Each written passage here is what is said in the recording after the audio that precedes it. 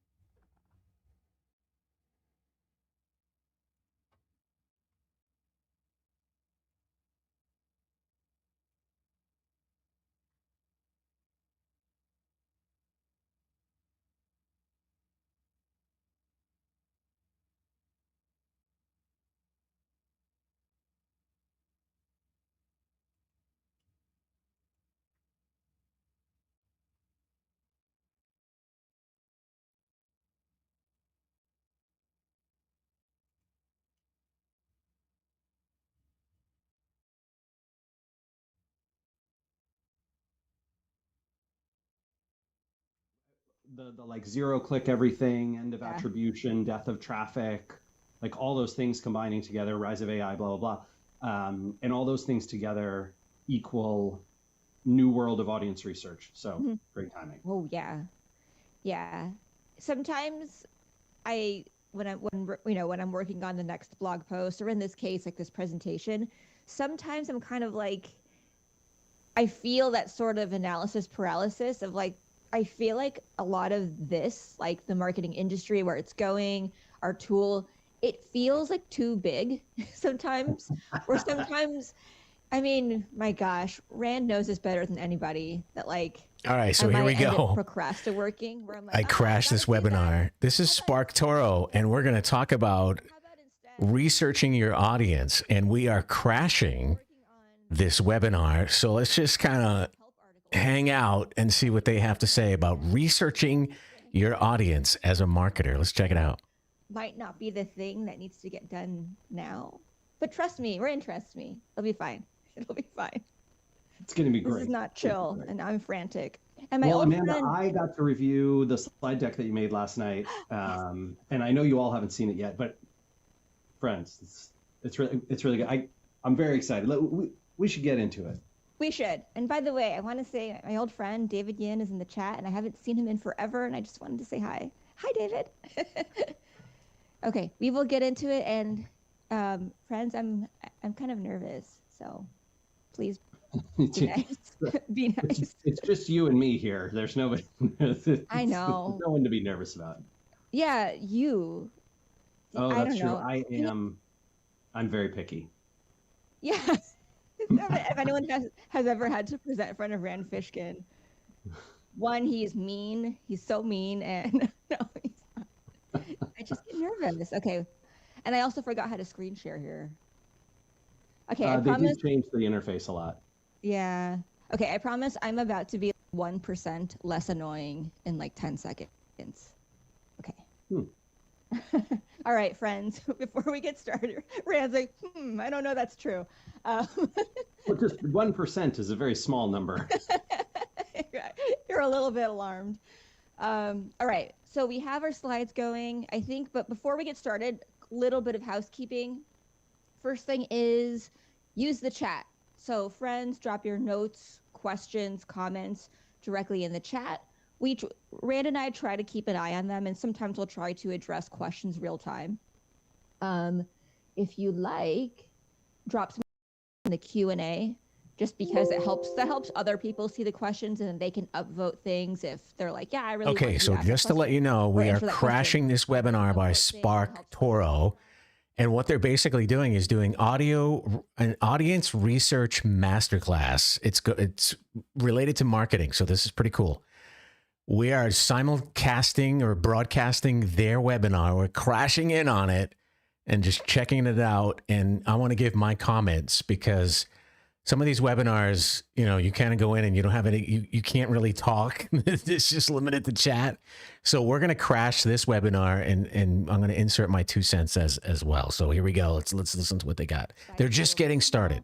Ooh, we could change the layout, I think. That is a good idea. Can we change the layout? That's probably better. Oh, there I we like go. that. That's good. Yeah. There we go. Excellent All right. suggestion, Mo. Thank you, Mo. All right, and with that, we will get started. Okay, last thing, seriously, you will get the recording. You will get the slides.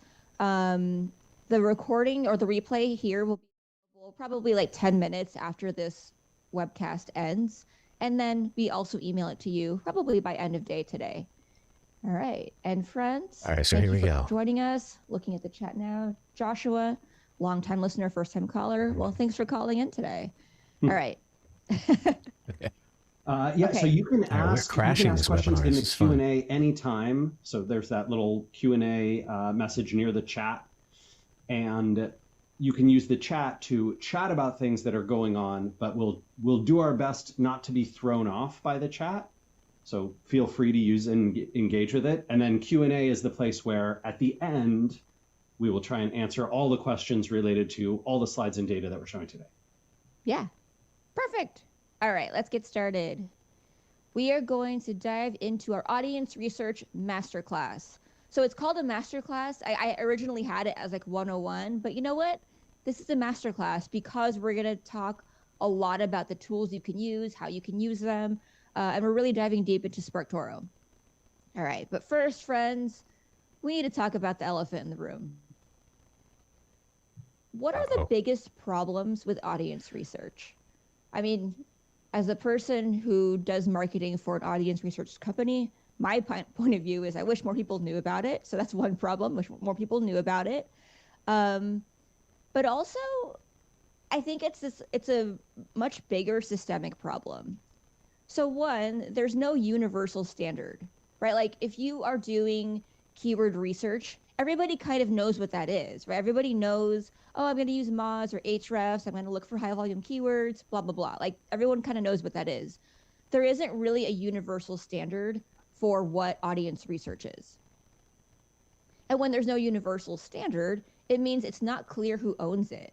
Like I mentioned keyword research. Clearly SEO or content marketing owns that. That's pretty clear cut.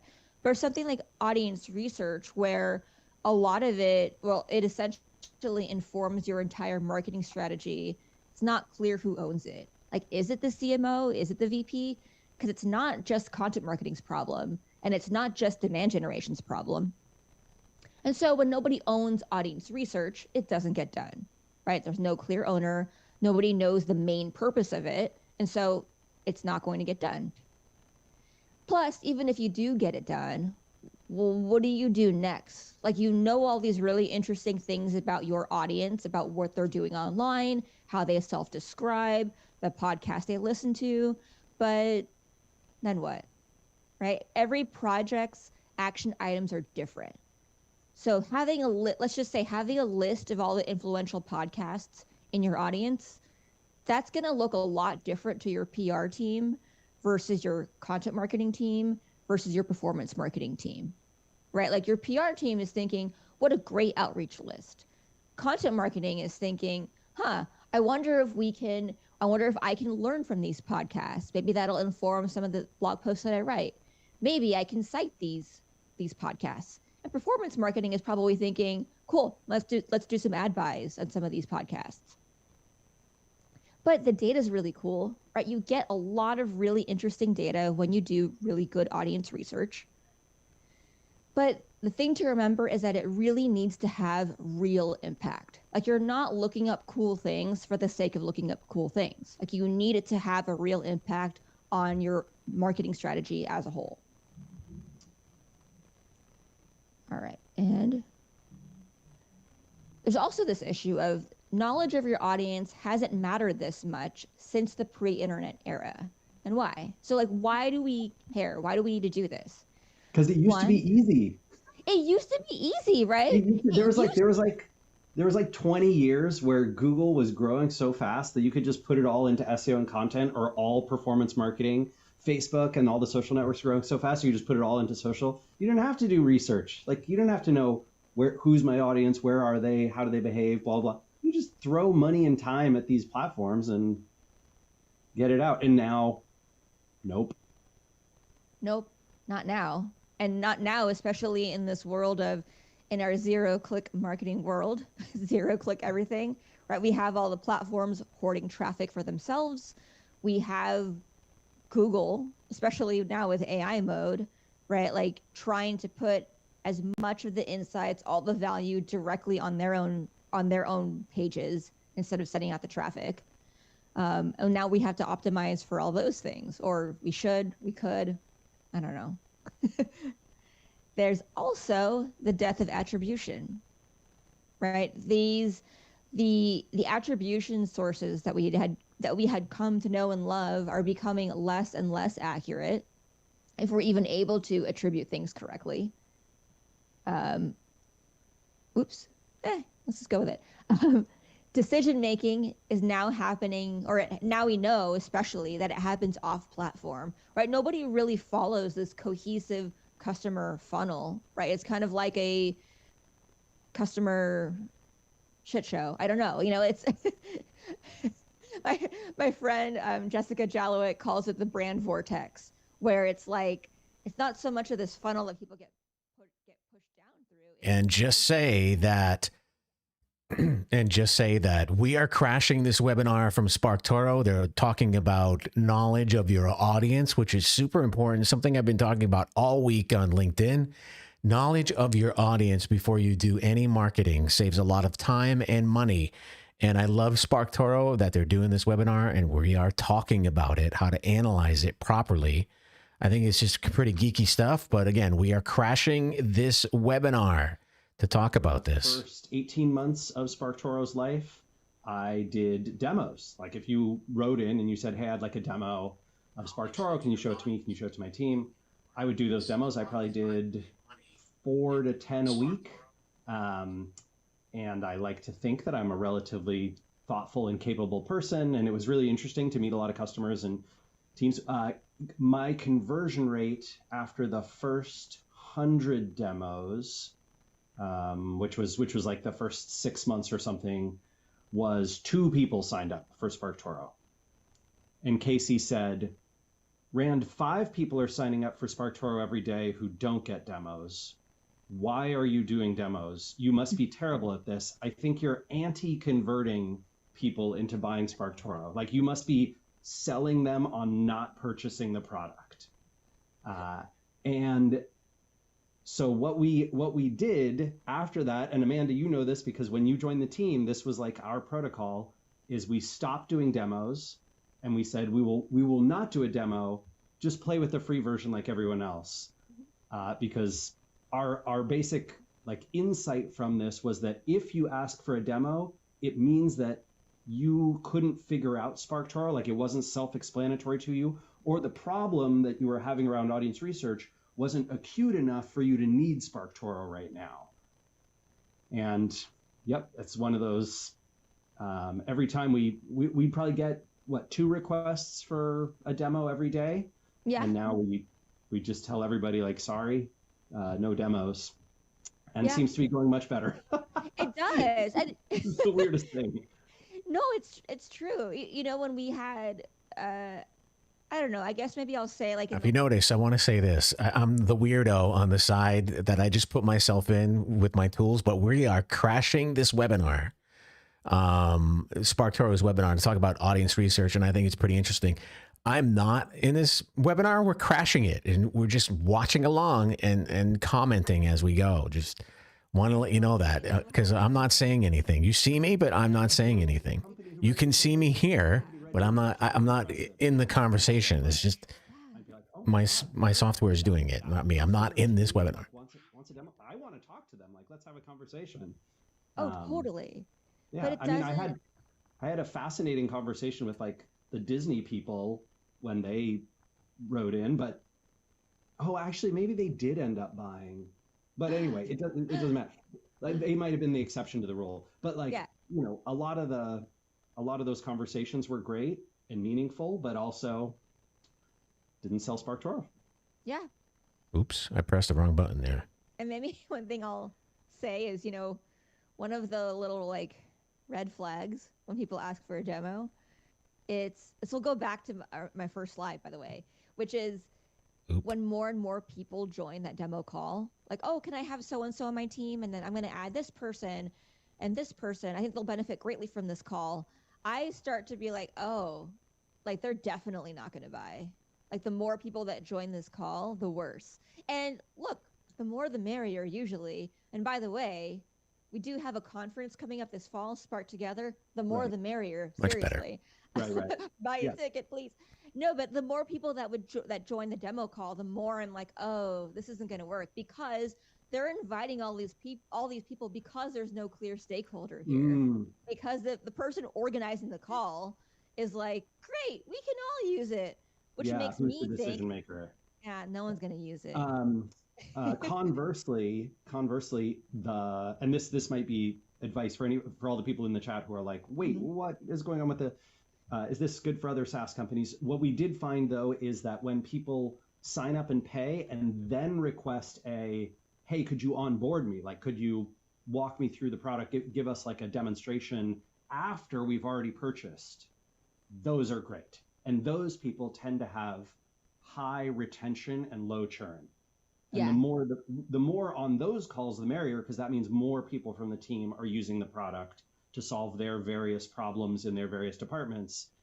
So you can get a demo with SparkToro, but only if you are already a customer. And then we found that the data suggests that it works really well. It's just the pre-qualification. Anyway, this is all just to say that if you don't know your audience, both on the broad web, like what's their broad web behavior, but also on stuff like this, what's their selling and buying and usage behavior, decision-making behavior, you're gonna have a bad time, right? Like we had a bad 9 months of Rand being incredibly busy selling nothing. It's true. All right, and our last point here, the last issue is, on that notion of like why all this matters is now the most recent reason is the LLM-ification of how people find things. So this is, going to continue to disrupt the traditional search as we know it, right? Because people are finding products, services, recommendations on these LLMs, right? I know it's still like the overall market share of like ChatGPT and these things is still very low, but among those early adopters, things are changing, right? Like I think that people finding things through AI is mostly Google. Like it's mostly Google's AI, and it is yeah, the AI overview. more than a third of all. Now we are crashing this webinar. I just want to let you know AI that. features in them now. I'm not involved in this webinar. As a user, Rand, how often is that helpful? We're just watching. We're just watching. It's hard to say. I mean, yeah. First off, I think marketers, people like us and people who have joined this should be very careful in assuming that their behavior is like anyone else's on the internet.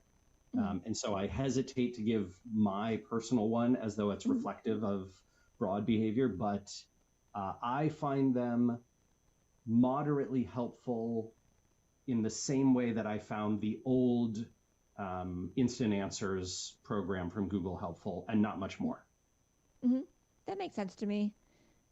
Yeah, I'm finding that it's most helpful for what I call low stakes research, which is research that only affects me and that I can easily verify. Yeah. Like I use it for, like, I was shopping for a plastic free water bottle for my toddler. And so that's something that's like, well, that only affects me. I'm not like trying to be the thought leader in water bottles, so it's fine. But it made that shopping experience was a lot faster for me because I got to see a bunch of options, and then some of them were wrong, like they still contained plastic, the ingredient I didn't want or the material I didn't want, but it was easy for me to just look it up. Like I was like, great, I have this starting point of a list. Now I can just make sure that it's correct or not correct. All right. LLMification of things. And oops, I clicked the wrong thing. Sorry. Okay. So more on these zero-click searches. Gosh, so this is a study that we run, or that Rand runs almost every year now, on zero-click searches. This is the most recent one. So last year, we Rand did the updated research on what happens after Americans Google things, right? So we know that what happens, I'm like kind of fuzzy on this. About 60% or close to 60% of searches end without a click, right? That's a lot of searches. But then of the clicks that do happen, about a quarter of them go to a Google owned entity, like YouTube, Maps, Images, right? Some kind of Google. That number is climbing. That is the number. That is the number that's climbing. Could you give us a sneak peek at the new research, or are you not comfortable yet? I don't. Yeah, I don't have the latest from Datos, but they are gathering it for me right now, so it should be there soon. I heard from Stanislav on their data team, so I should have a new one of these soon. Yeah. Well, cool. All right. So we know that there are more of these zero-click searches. Oh, I already said these things. About a quarter of them go to like Google-owned entity. A quarter to a third go to Google-owned entities. Mm-hmm. And then for the social platforms, right? No links allowed. We know that you can't put links in your Instagram captions, right? Like we have creators who they might type a short link into their Instagram caption, but this assumes that you will remember amzn.mark, no one's going to type that. TikTok, you can't do that at all, right? That's why you have this increasing trend of creators or people saying on videos, like, you know where to find the link, or you know where to go, because they don't even want to say, go to my link, or like click over here. Yeah. And then on LinkedIn, you got people like me, people like Marcella here, who are doing the whole link in the comments below stuff. And even then, I've been feeling like in the recent couple months, I'll say, that even LinkedIn seems to be trying to find ways to crack down on this. But it's tough because if you post the link directly into your post, you're already going to lose reach. Then if you mention the link in your comments, they're going to, downvote you for spam. But really, you're just trying to provide the content that your audience would like to see, and I've been experimenting with this in the recent several weeks of like different ways of doing this. Like for one, like sometimes I'll tell people like, hey, Google the title of this blog post, right? That'll work, right? It works, but that's a lot of friction. Sometimes I'll do link in the comments below, but I've noticed that it seems like LinkedIn's algorithm doesn't like that. Like when I put the link in the comments right away, it's like I have to wait an hour or two. At which point there are many people who are like, hey, lady, where's the link? Please post it. And then most recently, this was for this webinar yesterday, I said like, hey, leave a comment and I'll send you the way to sign up. So I started doing that, which I thought like, this will be an interesting test. And like, on one hand, you could say, well, maybe your content wasn't that good and that's why it didn't perform well. And like, normally I would agree. But in this case, I was seeing that when I first posted my post, I was getting likes and comments. Like it was like a normal influx of things. I had like I think like 30 likes within half an hour, which is pretty solid. But then once I started dropping the links into the replies, the reach tanked. Like I think, like I said, I had like 30 likes or so within 30 minutes. If you were to find my post from yesterday, it probably has like 32 likes now. Like I think LinkedIn like was like, hey, I don't know what you're doing, you jamoke. We're taking you out of here. So point is, Yep, there's only one workaround, and that's have someone else leave the link for you. yep. Next time, Rand, I'm just gonna ask. Yep, that's the cheat code right now. That's the cheat code. The cheat code is to have Rand Fishkin with his like hundreds of thousands of followers.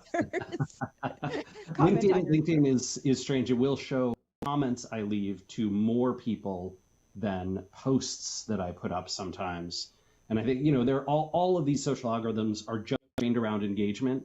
And one of the things to realize is that when you put a link in a social post, you are naturally going to reduce engagement because some percent of the people are going to leave.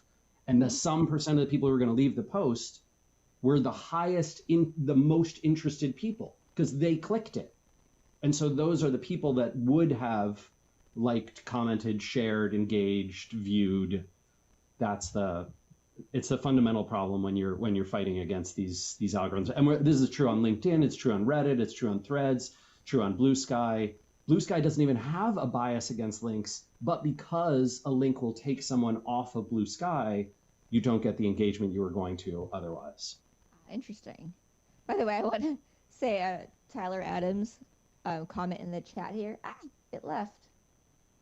Oh no, it got away. That's exactly right. Be the change. Yeah, be the change you want to see. If you see a post without a link, go drop that link in there for them. All right. Okay, the last one here. I think this is the last one on social. When Elon Musk bought Twitter, or now it's X, and he showed the algorithm, like this showed that, like this little screenshot here shows that posts with links are marked as definite spam vector. So that Twitter doesn't like links either. Now, what do I have here? Okay. Yeah. Back in the day, like the audience research that you had to do, right, in that previous era we were talking about, Amanda, could be done through analytics. So hold up. They're saying on LinkedIn that putting a link in your post automatically puts it up as spam. Oh boy. Okay, that's good to know. That's really good to know. Audience of people who are coming to your website or to someone else's website, if you were a consultant or agency, you just looked at access to their analytics. And you could see, here are all the websites that they visit, here's all the searches they perform, here's the content on my site they're interested in, here's how often they come back. Back in the day, like analytics was enough audience research for most of the tactical needs, especially in sort of search and content. Not anymore. Not anymore. And so here we'll use ourselves as an example. So this is from our Google Analytics, and it says that 76% of our visitors are coming from direct. Really? Like these hundreds of thousands of people are going, I'm going to go to SparkToro.com. I don't think so. Nope. But the truth is, so this was also some research that Rand did, I think it was last year, on dark social and the way traffic is, and the way that these are two different studies, and the way traffic flows around the web. So one, we found that both direct and organic search are hiding tons of true sources that send visits. And I put this slide in here because I had to double down on this point, Amanda. Branded search, which I bet if you go to your Google Search Console and you look at the percent of all the searches that are for your brand or branded products or your name if you're a creator or something, you will find that a ton of it, 40%, 50%, maybe 60 or 70, is for terms and phrases that are branded. And Google did nothing to create that demand. And your SEO and your rankings and your content didn't create that demand either. The thing that created that demand was something outside of Google. Just, it frustrates me to no end when people look at their analytics and say, oh, Google's sending most of our traffic, so let's put most of our budget and effort toward Google, without first confirming, are you sure it was Google? Are you sure it wasn't people searching for your brand? Because that's Right. not Google. Right. You don't get branded search by way of spending on SEM, you know. That's not how you get branded search. Branded search Nope. is really just a navigational query where somebody I, knows where they it want to frustrates me go. to no So end they're when going to people Google look because at they're their like, I need analytics to get and to say, this oh, Google's website sending. for whatever reason, not because Google told me to. Yeah.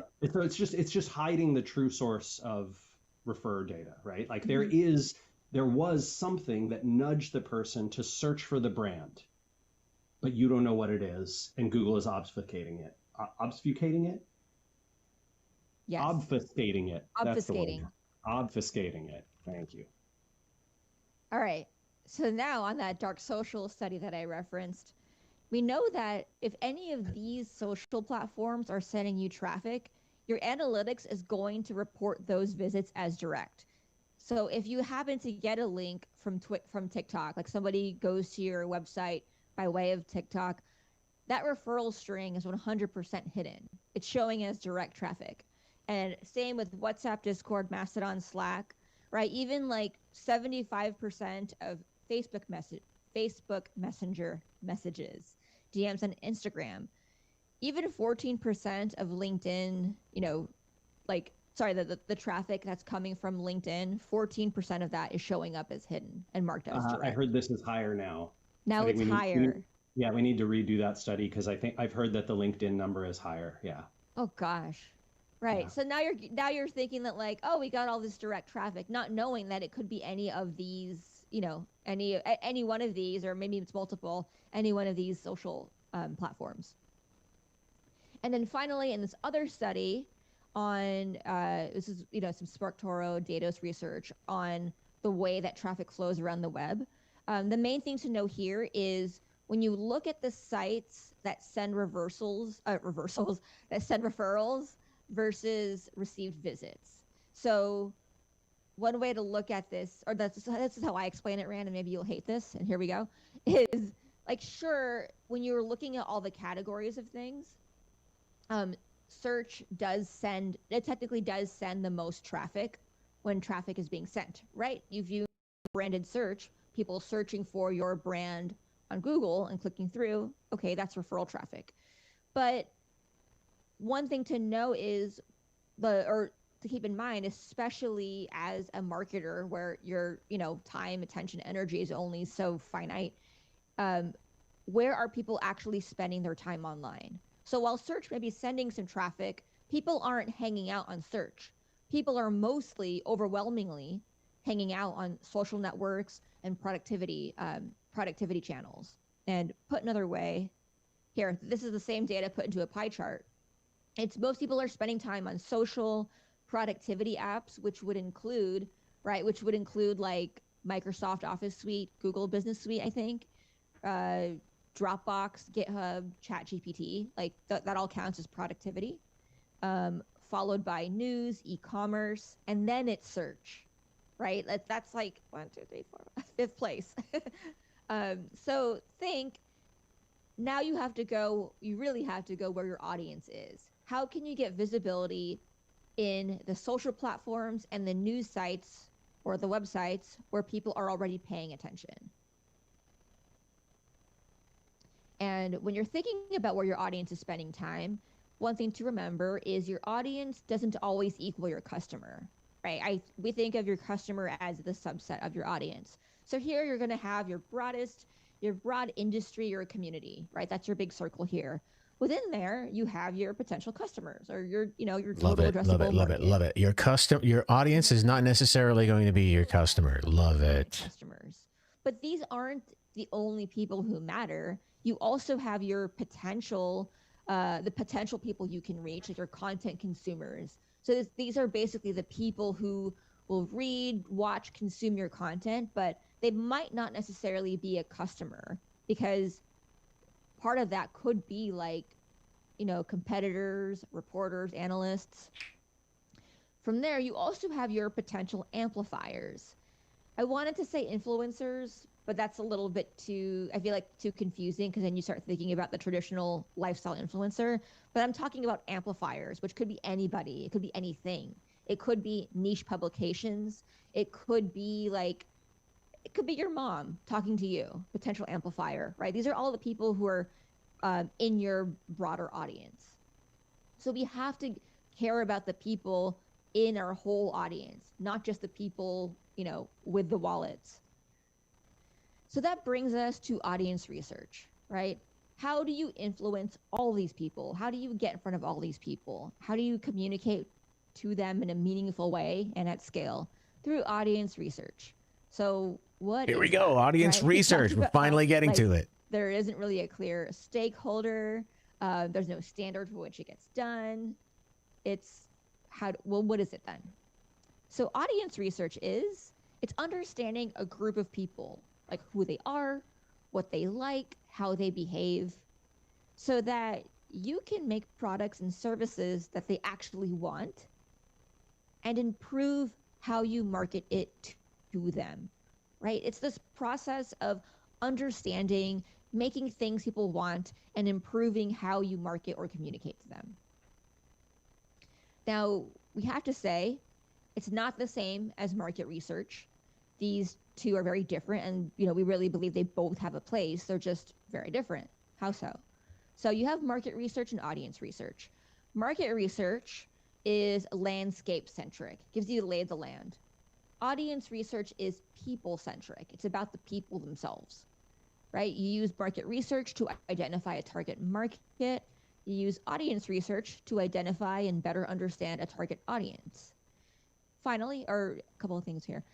For market research, your data sources tend to be things like industry reports, field studies, economic data, even trade publications. But for audience research, your data sources are the people themselves, right? It's the people, like it's how they talk, it's how they behave, it's how they self-describe online. And finally, market research is most useful in early strategy, right? When you're trying to identify markets, identify new opportunities for building things. And audience research is most useful for go-to-market strategy, right? Once you have the product, once you have once you've identified the early potential, now audience research will help you figure out the marketing strategy, right? It'll help you figure out how to position your product, how to talk to your customers, how to think about your content marketing strategy. And now here at SparkToro, our very biased opinion, I suppose, is we really recommend that you use audience research, right? So yes, market research, but also audience research, because this will help you solve real business and marketing problems, not just as a checklist task. You can do this in ways that improve, that reach, resonate, and improve the results of your marketing. And we think that you should measure over testing rather than trying to prove attribution, right? Measure things through testing, see how things are going. Don't just try to prove attribution. All right. Love it. And now we got to get into some myths here, right? We got to get into some myths that derail audience research, because you might be thinking about things like, well, can't I just run a survey? Can't I just talk to my customers? Yes and no. So the first myth, you might, but survey data tells us everything. These photos, Amanda, just. Survey said. It's part of my whole do things that don't scale strategy. I need some slides that are not just colorful bubbles. I'll just take pictures. I love it. It's chef's kiss. It's just perfect. The survey data, right? 95% of survey respondents said they read the Wall Street Journal. Is it true? Well, if we look into SparkToro, we can see the influential press and media, and we can see, these are the influential press and media outlets among people with the term marketing director in their profiles, right? So we can see that it's, Washington Post, Wall Street Journal, kind of. Here it is. Okay, so we know that it's things like Substack, right? Substack, I think that's interesting. It's more popular now than it was last year, especially among marketing directors. But here you can see, like, sure, Wall Street Journal, but you I got had to scroll. I had to scroll so far to find the Wall Street Journal because yeah, I saw your thing here, and I'm yeah. like, oh, I'll go find where the Wall Street Journal is. And I was like scrolling for pages and pages until I found, oh yeah, I guess some marketing directors read the Wall Street Journal, but it is not a high number. No, It's I don't read not. it. And I like to cite the Wall Street Journal because one, and I don't everybody read the always Wall talks about Street how they read Journal. it, but they don't. But also it's kind of a fun Ooh, segue excuse me. into Morning Brew, the newsletter, Yeah, love where Morning Brew. when Alex Lieberman and Austin Reef were college students starting Morning Brew, they started it as a very manual list. Like they passed around a sheet and said, put in your email address and then we'll send you a newsletter. And it was basically founded on this notion that college students were saying, like, yeah, I read the Wall Street Journal, or I should at least. And so Morning Brew it's kind of become the Wall Street Journal for millennials at this point, Yeah. And so they were addressing this need of where people Love were Morning saying, like, Brew. oh, I do read this. But now people who were saying that might actually be reading Morning Brew. My favorite survey example. This is, I'm not allowed to have revealed a company, but I tell the story. Amanda's heard me tell the story a lot, but maybe some of you haven't heard it. So early in SparkToro's existence, this company, it's a B2C, they sell a food product. So they're in the consumer space, direct to consumer. They also sell in grocery stores. And I convinced them that they should put, because we were talking about survey data and they were saying essentially, well, attribution may be challenging, but we can just ask people where they heard about us. And so I said, okay, great. Can you do me a favor? In your how did you hear about us, say Alton Brown and Martha Stewart. Like I want you to add those as options for the answers. Alton Brown had never talked about this product. Martha Stewart had never mentioned this product. But we put them in there. They agreed to add them into the survey responses. And 30% of their customers said, yeah, that's how I heard about them. And I was like, you cannot rely on survey data about how did you hear about us. How did you hear about us is a terrible question. People cannot do it. Like fundamentally, it's not reasonable to ask people. It's not because they lie. Nobody who clicked Martha Stewart was lying. They were just like, oh yeah, I've heard of Martha Stewart. I know her. I like her, whatever. Like, sure, that's probably how I heard about you, because they couldn't actually remember how they heard about them. So anyway, don't attribute your budget based on how did you hear about us. Yep. Don't. I'm not even sure you should ask. I'm not totally sure if there's value in asking. Our next myth. We know our audience because we know our customers. Well, not really.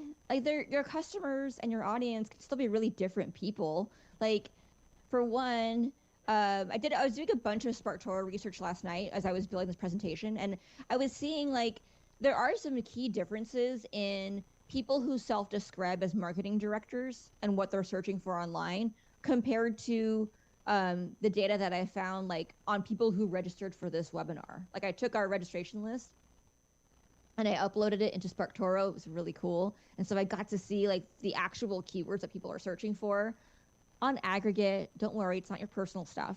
And I got to see a lot of the aggregate kind of influences. And so for one, like search keywords among marketing directors are about ads and PR.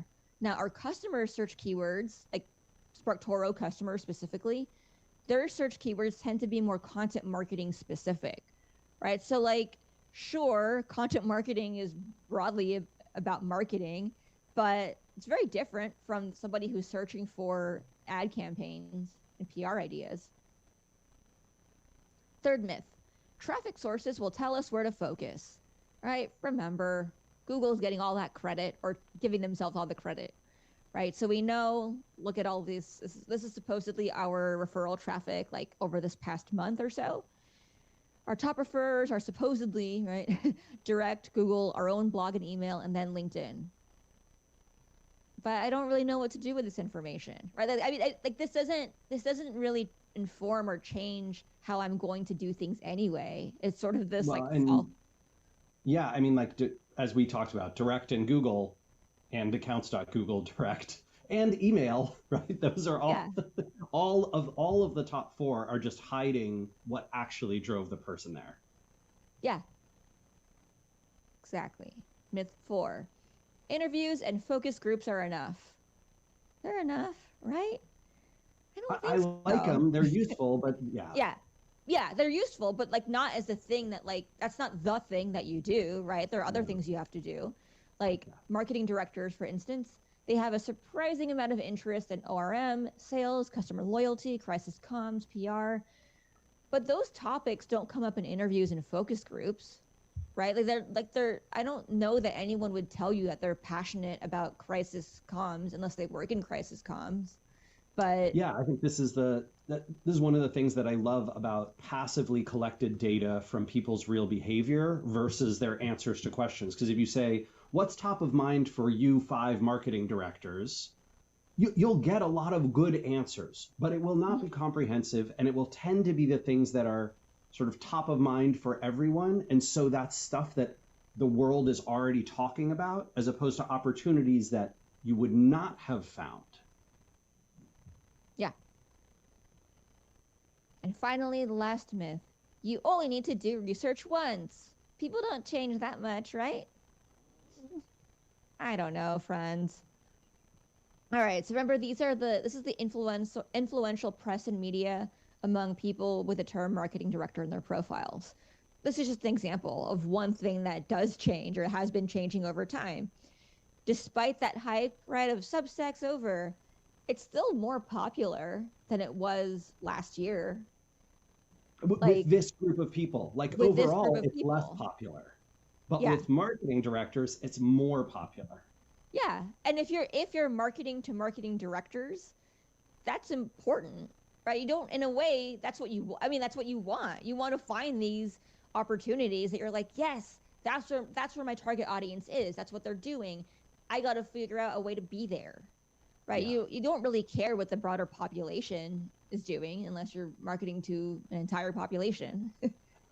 Yeah, I think this is one of the most useful things about audience research versus market research. So market research would say Substack, was rising quickly for like its first 8-10 years, then it sort of plateaued, and now thanks to competition and other things, it's down slightly from its highs.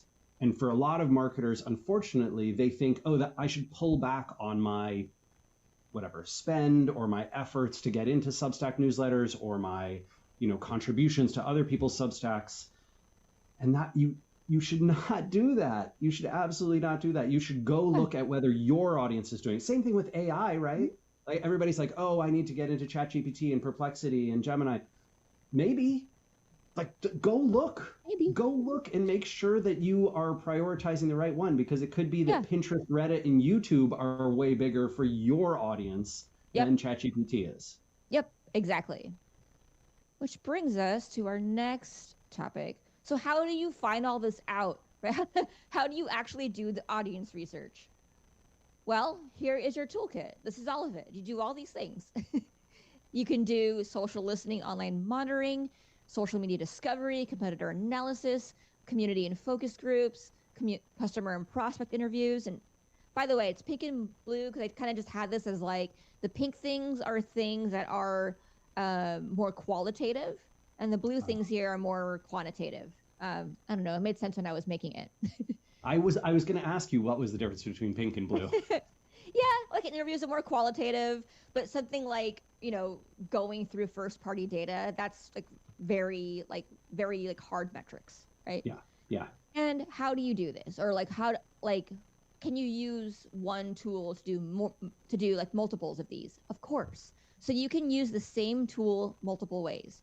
For instance, BuzzSumo can help you with these two things, right? You can use BuzzSumo for your social listening, online monitoring, and competitor analysis, right? That's great. You can also use Google for some of these things, right? You can use it for social listening, get some Google alerts. You can use Google Forms to run your own surveys and polls, to analyze search intent analysis, and do your whole website and content data analysis. And of course, come on, guys, VP Marketing here. SparkToro can help you with a bunch of these, right? So SparkToro can help you with all of these things. social listening, social media discovery, competitor analysis. It can help you with community and focus groups, all of this really good stuff. Now, I feel like that's a lot, right? To just say like, hey, like do all of this. This is all the audience research. Like, sure. But like, what can you do with the research? Like, how do you think about the categories or the pillars in which audience research is effective? Or like, what can you learn from it? So one area of audience research that you can really learn from is you can discover behaviors and conversations, right? So like I said, like, sure, you can use SparkToro for this. You can use SparkToro to find the social networks that are more and less popular among your audience, or to find the popular social accounts or subreddits in your niche. Something I like to do is, because I know my audience is on LinkedIn, I have a LinkedIn saved search, right? Or like where I just had I go to the search field and then I filter by posts, latest, past week, and then from a short list of people whose content I really don't want to miss. And so this has become I my have never default thought feed. to do this. When I saw this in your slide deck, I was like, damn, that is genius. Why don't I have that? I should have like 3 of these. There's like Yeah. 3 different groups Yeah. of things. Like I care about the indie game stuff for Snack Bar. I Yeah. care about stuff for SparkToro. Yeah. This is Absolutely. very clever. Can you share an example of it? Do you have a URL? Oh, Of it's like, customized to each user. I can't drop my URL because it'll go to my account. Right. But Okay. yeah, I mean, like, look on Instagram, you can make a Finsta or like a fake Instagram account. Not fake, but like a separate Instagram account for like your business needs. And then it'll, over time, you'll get kind of this feed that's specific to your Instagram, like the content you want there. You can't really do that on LinkedIn. I mean, like, you could, but then you'd be some weirdo with a fake account. But in this case, like Rand described, he has a couple of niche interests, or like not niche interests, but like key professional areas. You can save multiples of these lists and just put them in your bookmarks. And so now you'll have like your feed of like, oh, my indie gaming feed, my leadership feed. Where do you go to start this? Do you go to search to start this? I do, yeah. Like I go to LinkedIn and I just type in whatever for a search. Like just type in like Rand Fishkin. Okay. Just to get to the advanced search. And then at the top you can change those filters or those chips. Yeah. I see. Yeah, you can. Yeah, there's no like actual URL, I don't think, for LinkedIn advanced search. You just have to like do a search. All right. Next area. Oh, see, in SparkToro, you can find subreddits that your audience hangs out in. And Reese says, the chat slowed down as everyone went to go do this. That's so funny. Ryan Stone says, I do this and I put you in and it says no results found. I wonder if like you're filtering, Ryan, for posts, not people, because one thing is, so posts, latest, past week, from member. So like the first one is content type. I use posts so I can see people's posts. And don't worry about the people until your 4th chip or filter. Okay. Sorry. All right. So on SparkToro, you can find influential subreddits. So I know that people with the term marketing director are hanging out in the marketing subreddit, entrepreneur, startups. Well, in the marketing subreddit, these are some really interesting discussions. People are talking about, hey, other departments keep criticizing our marketing, and I'm a department of 1. How do I handle this? Right? That's an extremely like specific, highly relevant kind of discussion. Number 2, what else can you do like through audience research? You can analyze content and performance, right? So here's an example, or like thinking about how to do audience research. You can analyze content and performance. So this is from our Google Search Console. How Rand pointed out, like a lot of the first searches are like variations of SparkToro, all branded search, but people are searching for like 0-click content. That's how they find us, as they should, because we invented it. Ish. Well, we didn't invent it. We invented the terminology. You named it. How about that? Yeah. I named this baby. Finally, you can learn directly from people, and we do this all the time at SparkToro. Like we really, really value the feedback that we get on our tool, on our product, on our marketing. In I this think it's case, I think it's a superpower to have people from product and marketing talking to customers, not just customer service, talking to customers. That's my soapbox, and I'm going to stay on it. yeah. All right. So how do you use SparkToro for this? So since we're coming up on the end here, I'm going to give you a sneak peek at what SparkToro actually shows you. This is literally about you. So this is when I took we had like 1,100 registrants to this webinar, which is awesome. I uploaded it into SparkToro to see like what custom insights we can get. So this is about all of you guys. So our audience here, pretty kind of, it's, mostly male, if anything, but pretty good split here. We know the top industries that you all are in. Quite diverse in terms of industry. It's compared, really it's diverse. not just marketing people. Yeah, a lot Very of like cool. info, tech and services, hospital and healthcare. Like that's super interesting to see how diverse this is. We can see like people's kind of salary distribution and years of experience. I think this is from LinkedIn. Is that right, Rand? Yep. Yeah, Yep. this is all LinkedIn matching. Mm-hmm. We can also see social networks. Remember, I mentioned that you can see the social networks that are more and less used by your audience relative to the average web user. So, for instance, YouTube here, it's number one. A lot of people use YouTube, no question. But of you all in this chat, all of you who registered, you don't use YouTube more than the average web user. What you do is you use Reddit, TikTok, and GitHub quite a bit more than the average web user. Sorry, I'm just going to answer the question here. We're coming up on time, but we still have the floor for the next half hour. So I have a few more minutes here. We can do Q&A for anyone who can stay. And of course, if you need to run, please run. Of course, you'll get the recording in your email. You'll get the deck. The recording will include the Q&A, so you can come back. Yeah. And it's funny, Amanda Cruiser here says, clearly we hate Facebook. Right. We use, all of us here in the chat, friends, we don't use Facebook as much as the average web user. That's for darn sure. Yep. All right. And now search and AI tools. These are the search and AI tools that we use here. So a lot of us are using ChatGPT. A lot of us. And we're really using it. We are using Yahoo less than the average web user, right? So this is something I like here too, is seeing that we use archive.is more than the average web user because we know how to get behind paywalls if we need to.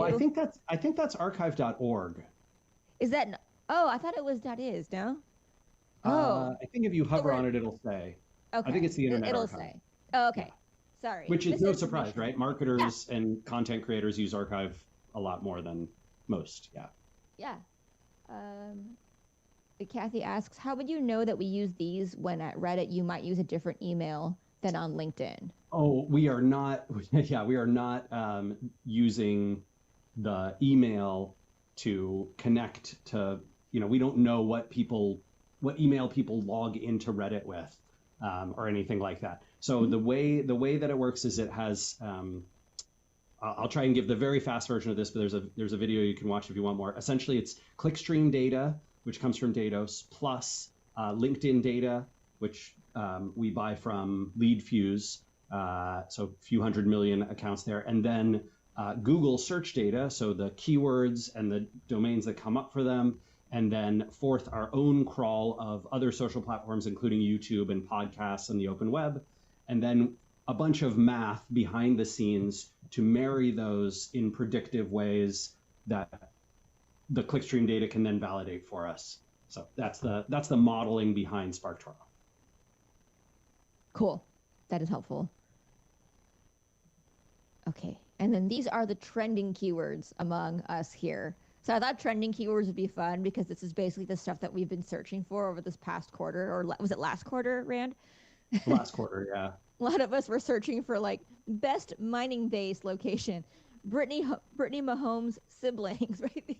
These are just kind of funny to see, because this was very different from the general profile of marketing director. which was it's just funny to see, right? Like I think it kind of goes to show too, like how unique our community is, and like how Well, we this is going to yeah be because the group that was analyzed is small and quite diverse in behavior and background. What you tend to see in trending keywords are things that are popular broadly. So like these tend to be like topics of interest in the world rather than things that only marketers care about. right. Yeah. And then here we go.